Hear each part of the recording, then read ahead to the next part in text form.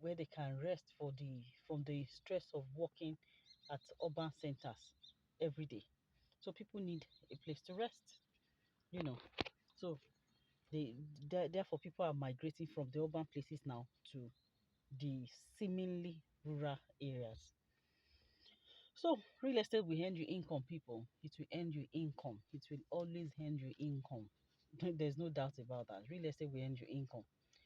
No matter the situation, people must eat, they must wear clothes, and they must have a roof over their heads to protect against the elements. Those are the basic things, that people need: food, clothing, shelter. So, there was a case recently where someone turned the space under one of the bridges, one of the overhead bridges in Lagos. He turned, he added some value addition.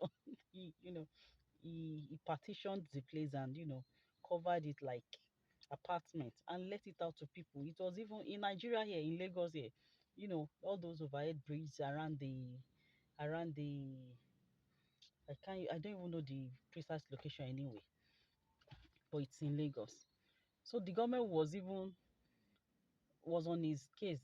It was all over the news then that they were looking for whoever it was that partitioned that place. And he was collecting rents. He was, like a landlord would do normally on his property.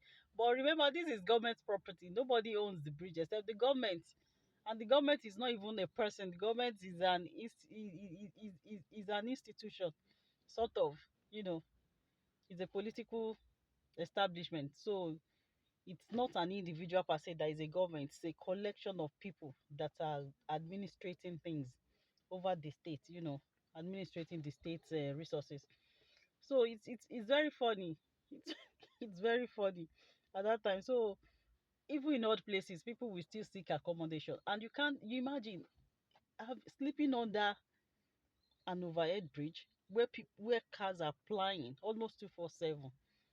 So it tells us the impact of shelter in the life of people.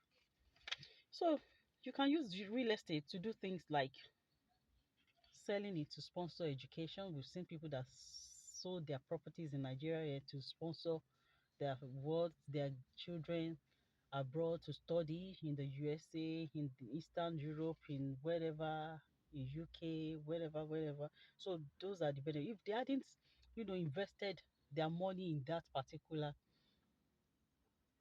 property at that point in time or that land, they wouldn't be in the position at a later year to be able to sell it and use it to send their words abroad, conveniently like that. So real estate is a good investment. You can use it for healthcare, you can use it for business, you can use it to travel, you can use it for a lot of things. Once you have it, once you have your that you have your title to it, so it will always be yours. So your accumulated rental incomes can also pay for all these things too, if it's enough. That's why you must invest. Start small and you grow in it, as I said. So people, well done. Hope you are enjoying the mini course, the mini class, the chit chat.